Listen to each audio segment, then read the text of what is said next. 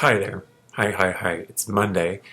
I'm in Chicago, and I was wanting to give you an update of what's going on with Redford Project, the family, the kids, as it might be really similar to a lot of you, actually.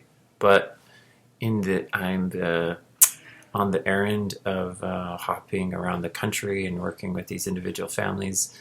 I wanted to give you a quick update on how things are going and flowing. First of all, just a reminder that the HatchABook Tour, which is a really gregarious tour that I started last April to get in the van and drive across the country and create communities, find storytellers, that's coming to an end. It's hard to believe that, in 2 weeks. That doesn't mean Redford Project is ending. It just means the really gregarious schedule to try to see what we could do in a year when I came into these communities. That's ending within a couple weeks, which is just really, it's mind-bending to me because it doesn't feel like a year, and yet it is, et cetera, et cetera. So number one, that's happening. So it's interesting within the timing of everything else, what's going on, that where I was already planning that this was going to end as far as the gregarious schedule I was keeping. The second thing I wanted to let you in on was Alejandro for Illinois. He's the storyteller for Illinois, and that's why I'm here in Chicago.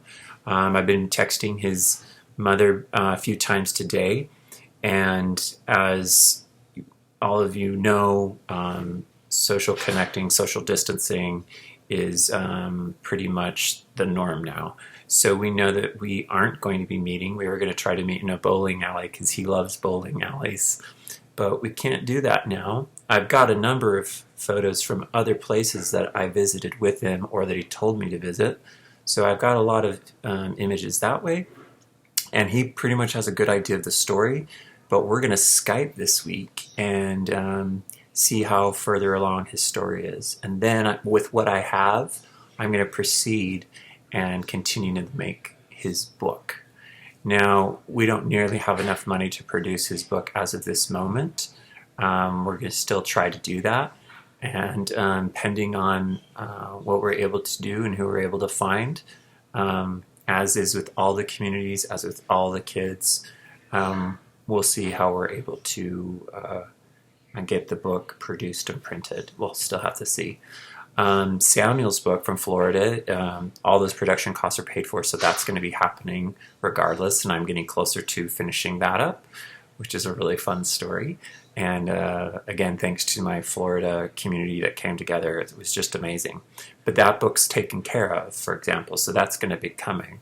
And then a couple of the other kids that I've been working with, Will from New Jersey, I've been in touch with his mom, and we know that there's some things going on in his personal life regarding his health, and it's having an effect on how he wants his story to read and be, and that's it really, I'm honoring his space about what that is, and he's not sure he wants his book to be that certain story, what it was. And I'm with it's hard for me to portray to you and for you to understand possibly, and even for myself to understand how Will's feeling.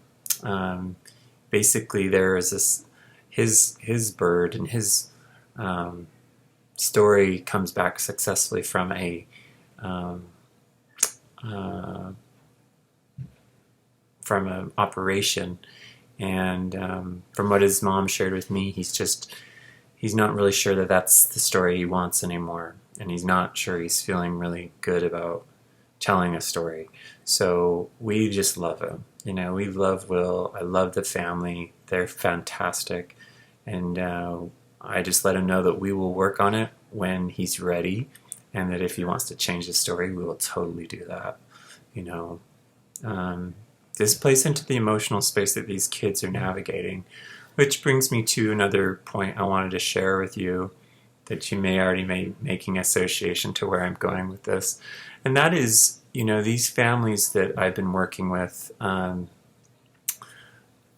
they live in the fringe and on the fragile side of the social spectrum, and so they have been navigating the space of social distancing and social connecting the majority of their lives.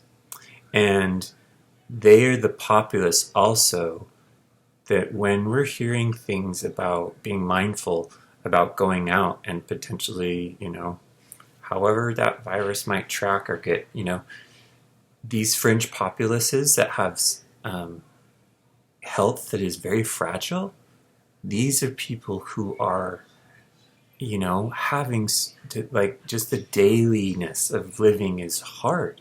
So, these people, number one, are a little more used to the idea of being really super mindful about where they're going and what's they're touching and, all these things that most of us are kind of getting a different feel of within the space of like, what if you can't leave your house?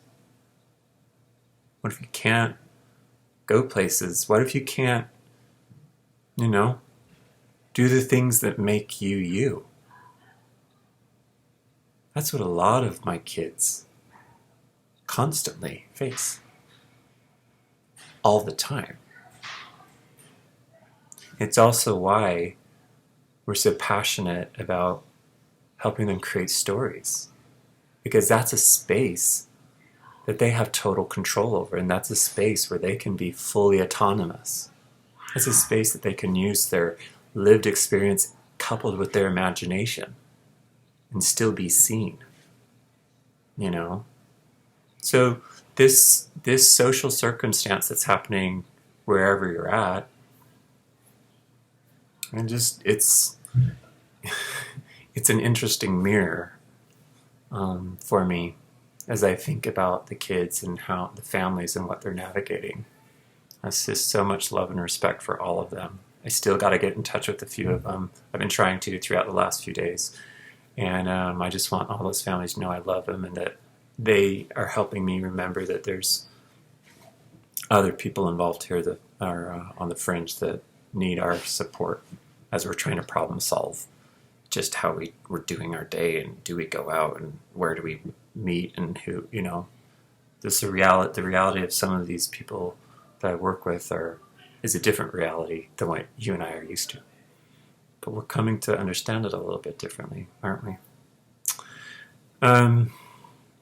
So we're going to continue doing Alejandro's book, and I'm going to continue to get Sam's book done. I've also been working on one of our Utah storytellers, Hallie.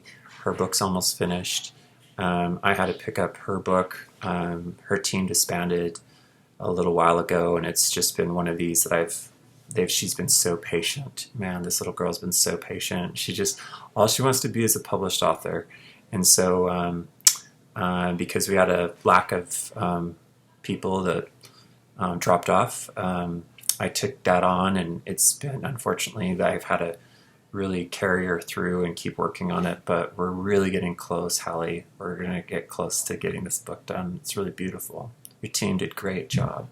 So that's a little bit of where I'm at on the space we're in, and I'll be updating you more about where I'm seeing the reality of Red Fred's continuing as we're trying to figure this out like everyone else.